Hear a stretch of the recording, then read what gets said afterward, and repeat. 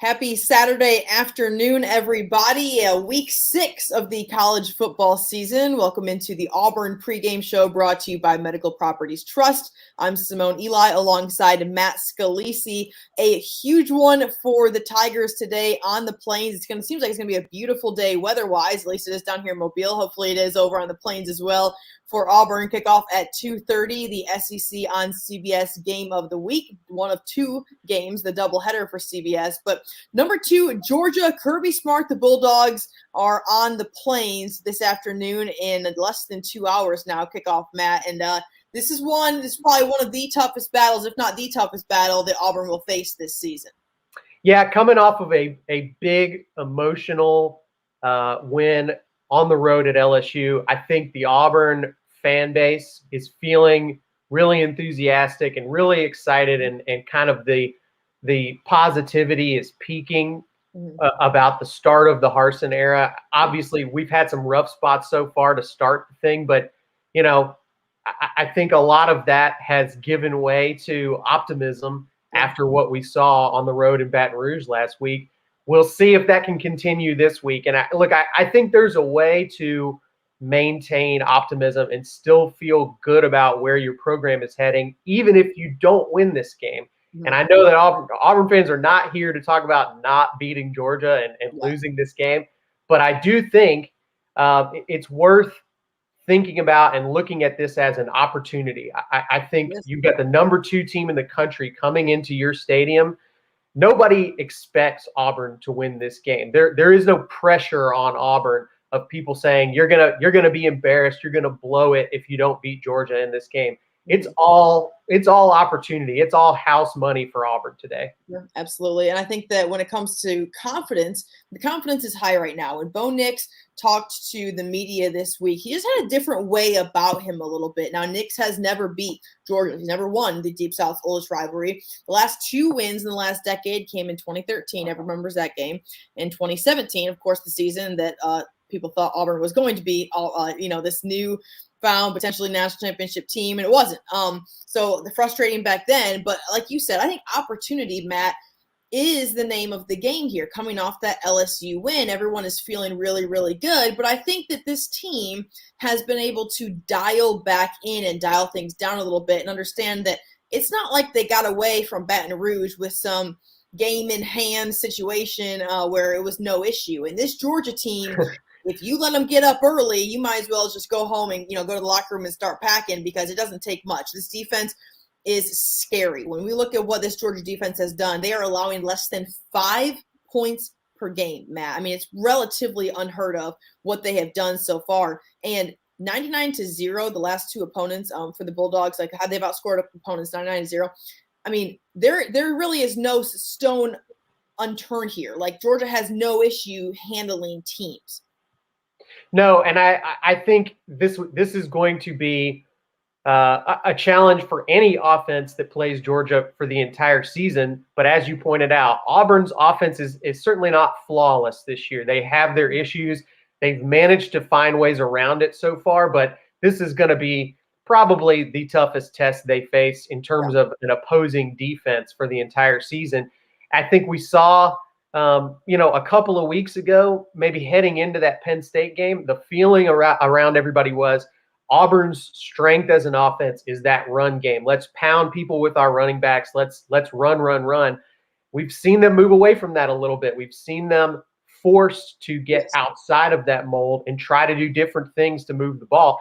And I actually think that that's a positive. I think that that's set them up a little bit better for this game than they would have otherwise, because you look at what Georgia did to Arkansas last week, a team that was so successful with a big physical running game on everybody they had played up to that point. They got nothing. They could not get a yard against that Georgia defense. So Auburn was going to have to be more diverse offensively regardless. They were going to have to find ways to keep the Georgia defense guessing.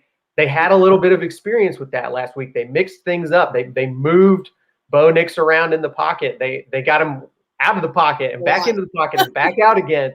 They found a tight end option that seems to be really working for them downfield. So they're going to have to, I think, bring all these different weapons to the table, plus some, if they want to have a shot to stay competitive in this game today. Sure. I think that there was a lot of relying on Bo Nix. I think that Bo Nix was relying on Bo Nix a lot in the LSU game. He kind of took the game into his own hands. And I think part of that was psychological as well, Matt. I think that going into that game and knowing he was going to be the starter and TJ Finley still got in on that third drive, he wanted to kind of make his mark. He was going to kind of put this team on his shoulders, so to speak, and get that win in LSU. In my opinion, that does not pan out as easily against a Georgia team that is much more talented defensively than LSU is. Now, part of that talented defense is Jordan Davis, a part of a fantastic Bulldogs defensive front. And Bo Nix was actually asked about Jordan Davis. And I'm had a hard time a little bit with this response. I thought I don't know. We'll discuss this. I'm gonna let y'all listen to it first, and then we'll discuss what Bo Nix had to say about Auburn, Georgia's very, very talented defensive front, including Jordan Davis. Take a listen. Can't really necessarily prepare for it because obviously there's not many 6'6", 350-pound guys walking around that you can just avoid all the time. But I'd say I kind of have not had experience, but I've kind of been there and played those kind of guys and been around and never necessarily had a huge issue with it and just continue to just play my own game and if they're in my way, just kind of run around them or something like that. And at the end of the day, we just got to do our best to block him. And he's going to get his plays. He's going to make his own plays, and that's why he's a good player, and he's going to be a great draft pick. Okay, so here's one thing with this. That's not true. You have had issues. you have had issues with guys with defensive fronts being very, very talented over the last couple of years, whether it's against Alabama, Georgia, LSU at times. As part of playing in the SEC is you're going to see some really, really good defensive teams, especially if your offensive line is struggling. I don't really think this is it's as simple as to say, I'm just going to run around them and get it done. I think that this Georgia team has proven that they're a little tougher to handle than just running around and trying to throw downfield and have this hope and prayer type of response offensively. I think there's got to be a plan. And look, I think for folks who have said that the plan last week was to just let Bo make it up, I don't think that was the case either. I do think probably that there was a point in the game in which the coaches said, listen, we can't protect Bo, so we need to get him out of the pocket. We need to loosen things up, and we need to create unpredictability for the LSU defense to have to deal with. And I think some of that is going to be useful today. I think doing some of that is going to be helpful. But there are too many guys who know what they're doing on that Georgia defense. At the risk of being overly critical of the LSU coaching staff, I think it's safe to say there's some disorganization there and some issues with having everybody on the same page. I don't think Georgia's defense is having issues with that kind of thing right now. I think certainly they have already probably heard it more times than they care to this week from their coaching staff about what to do to contain Bo Nix. Because ultimately, I think that's the one thing that Bo Nix really still has not proven this season. With everything great he did a week ago, I think when they kept him contained, when they kept him in the pocket, Bo was not having a ton of success. And I think that's probably – you're going to see Georgia attempt to do that. And Auburn's coaching staff is probably going to have to scheme him out of that. They're going to have to come up with creative ways to, get Nix loose and take advantage of that chaos that he can bring with his legs. Yeah, certainly. I think a big part of Auburn's potential success against Georgia, and this is so much easier said than done, is getting the run game involved, okay? Because when you look at the stats from the LSU game, Auburn went for 163 on the ground. And what I'd like to do is take out Bo Nix from there. I know we can't take him out entirely because he's like a dual threat guy.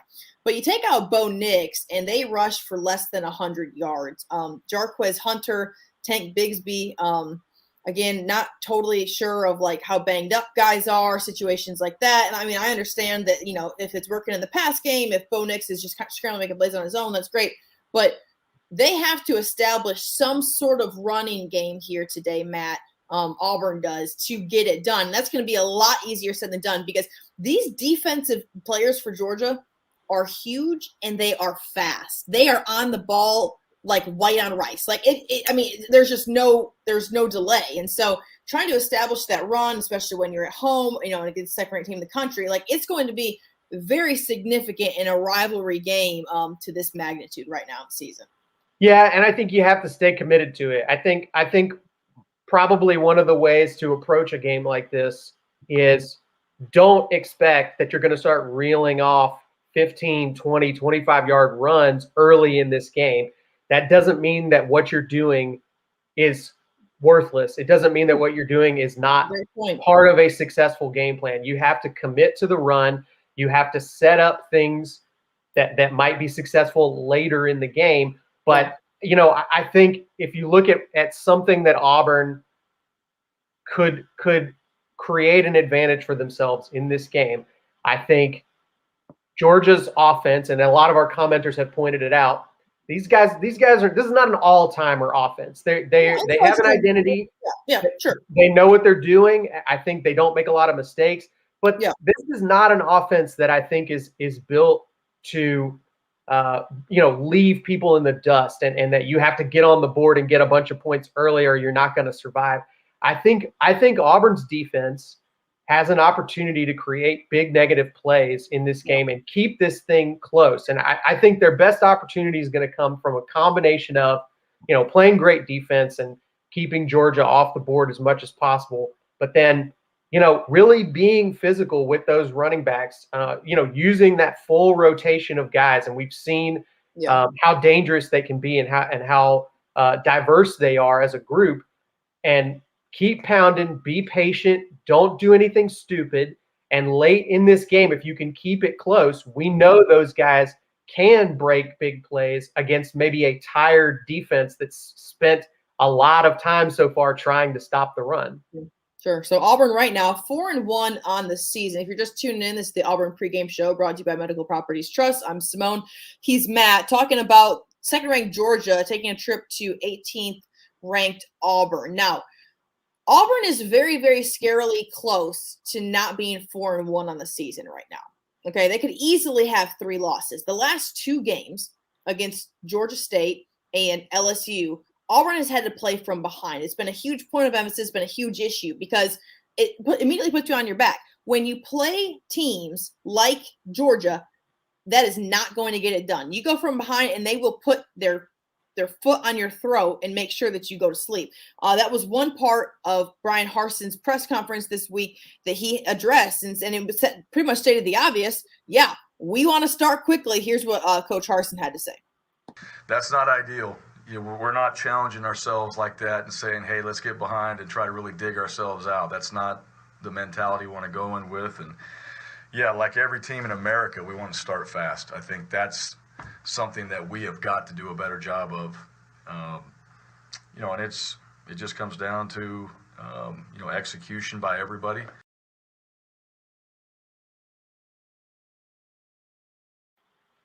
Appreciate the comments that we're getting as well, and we're going to get to Auburn's defense. Case, I see you're sick of talking to me hearing about Georgia's defense. You're absolutely right. There he is. Yeah. Listen, a big part of Auburn's success will be coming out at home. And making a statement early, and whether that's a defensive stop, whether that's moving the ball, in a successful way, putting 3 points on the board, whatever it is, but to not come out and flat on both sides, and to allow yourself to go down early, it's going to be huge. If Auburn can set the tempo, if Auburn can get their home crowd in it, that is so beneficial. I've been to way too many games at Jordan-Hare Stadium. When the home crowd is behind him, it just takes off. It truly takes off, Matt. Well, Simone, I don't know if you were there for this one, but I could definitely remember 2017 Auburn, Georgia, where Georgia was, I would say, very clearly viewed to be the superior team coming into the game. Yeah. And I remember at one point, I actually had to go and grab some equipment from outside the stadium late in that game. I mean, it was, I think Auburn was already well ahead. It was one of the loudest crowds I've ever heard, and I was outside the stadium when they scored late in that game. And that place, you're right, it can get into the head of an opponent, and I think I think you can call that a combination of good timing and the actual effect of an atmosphere. The crowd is a factor if Georgia's already making mistakes and having a bad game. It's more of a snowball effect. Yeah, exactly. I don't think the crowd on its own can turn the tide of a game, but it can really start to make bad things worse for a visiting opponent. And I think you do have to hope a little bit that Georgia comes out and just isn't themselves today. Just starts off slow, maybe starts having a bad day, making mistakes. It happens to every team, even really good teams that are capable of winning a championship. Yep. And if that happens, yes, that place is going to get in their heads, and it's going to potentially make a bad situation worse for Georgia. That's what you hope for if you're Auburn. Yeah. Let's talk quickly about the Auburn defense, because down the stretch at LSU, this defense stood tall when they needed to stand tall, Matt. And again, I'm not saying that Georgia and LSU are on the same playing field necessarily this year, but Georgia's offense, like you said a moment ago, is very solid offense. They get it done. They're not going to blow you away. I think a lot of their offense comes from their defense, whether it's getting a good field position, special teams plays, whatever it may be. But I think that they're solid. So they're able to move the ball well. They put points on the board, and the defense really holds it down. All of that aside, I was relatively impressed with Auburn's defense when the game was on the line in Baton Rouge in a night environment.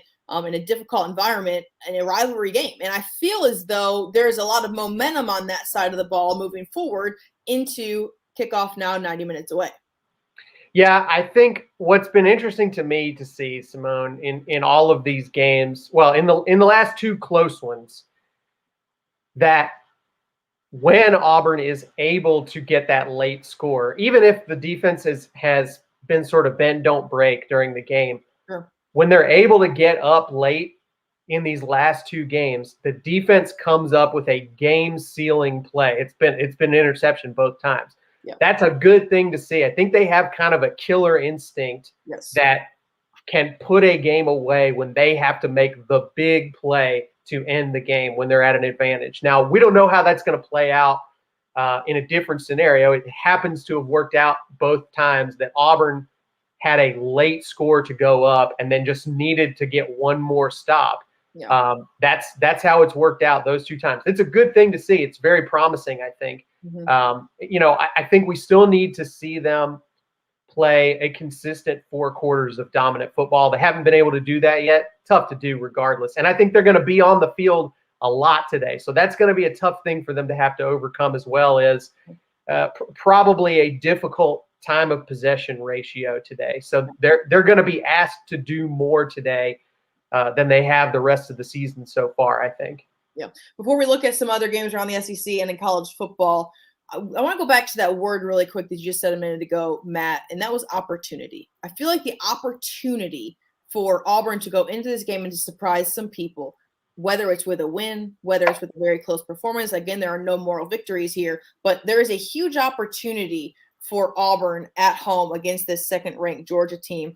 And I don't think we can stress it enough. There have been so many years on the Plains where Auburn has gotten down, and I'm not trying to, no diss on Gus Malzahn, but the mentality was, let's fold like a cheap tent. Auburn gets down, the game is over. There is no fight back, okay? What has impressed me a little bit to this point, nobody wants to get behind against Georgia State. Nobody wants to get behind against LSU in those situations. Auburn did not fold. There is something to say about the mentality of this team and what Brian Harsin has been able to implement, and guys believing in themselves to this point, that I think is paying off in on-field performances. That takes work to come from behind and to still believe in yourself throughout a game.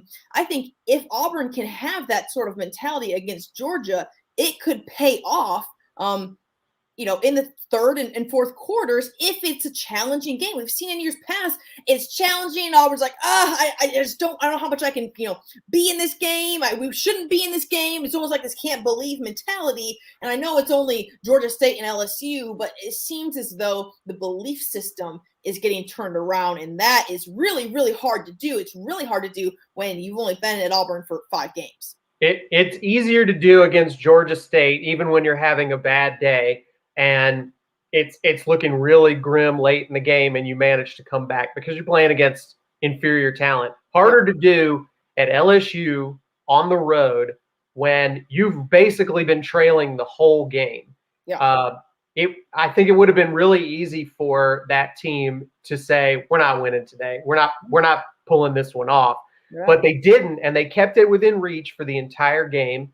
And they never let, when it felt like LSU was finally about to put the nail in the coffin, felt like 2 or 3 different times, Auburn managed to keep it within reach. They kept LSU from pulling away too far, and that created the opportunity they needed late in the game. I do think that you can't pull off a comeback unless you have that persistence throughout the game where you're not succeeding, but you're not quitting in spite of that.